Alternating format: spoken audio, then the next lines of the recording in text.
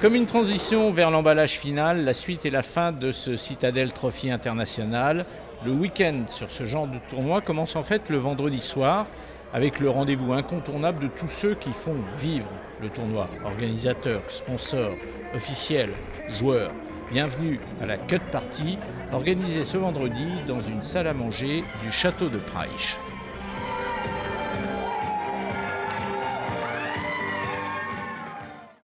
Alexandre Wiedmann, 23 ans, licencié à la Ligue d'Alsace, a été le premier à planter le tee ce matin. Alexandre est aussi le seul amateur à avoir passé le cut. Et ce matin, 4 heures plus tard, il signe une carte incroyable, -4. À l'heure actuelle, nul ne sait ce que fera Alexandre dans les années à venir. Transformera-t-il son BTS de métallurgie en métier ou deviendra-t-il pro de golf? Valse hésitation. Je suis un peu partagé, je ne sais pas trop si je vais passer pro directement ou si je vais passer pro après une année amateur encore, mais bon, c'est vrai que ça me tente beaucoup et j'ai bien envie de passer pro dès l'année prochaine, quoi.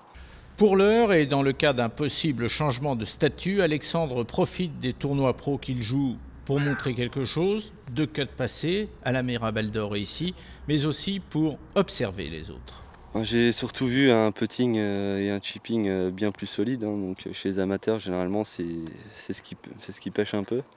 Après sur le long jeu c'est vrai que la frappe est plus régulière, donc il y a aussi une petite différence, mais c'est vrai que sur le petit jeu il y a une différence monumentale, quoi. Donc du coup j'ai essayé de travailler mon petit jeu et ma foi c'est plutôt bien maintenant, quoi. En golf, la 3e journée d'un tournoi s'appelle le Moving Day, le jour où tout bouge, le jour de tous les possibles. Et quel Moving Day nous avons vécu aujourd'hui? Un leaderboard toiletté du sol au plafond. On commence par ceux à qui ce 3e tour a profité. L'Espagnol Gutiérrez, malgré un bogey sur le 18, il joue -4, ce qui le propulse à la première place, avec un coup d'avance sur un autre bénéficiaire de ce Moving Day, l'Allemand Eisele, qui joue lui -2. Plusieurs Français ont aussi bien profité de cette journée pour se replacer. Raphaël Marguerite, -4 aujourd'hui, -6 au total, il n'est qu'à 3 coups de la tête. -4 aussi pour Jean-Pierre Vercelin, lui aussi, à 4 coups du leader, peut rêver d'un exploit, tout comme un garçon qui lui n'a jamais gagné sur l'Alps Tour, Pierrick Perrassino, -2 aujourd'hui, Pierrick est 6e du classement.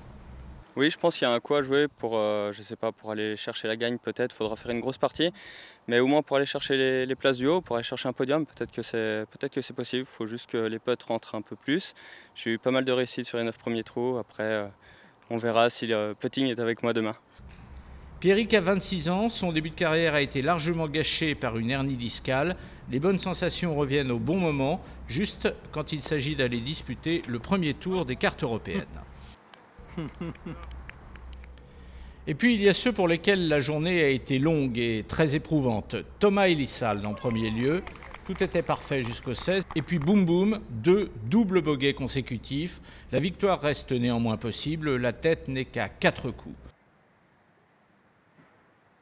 Déconvenue soudaine pour Elissalde, longue souffrance pour Mathieu Pavon, heureusement conclue par un birdie au 18 qui le maintient dans la course. Pavon aujourd'hui a joué +1.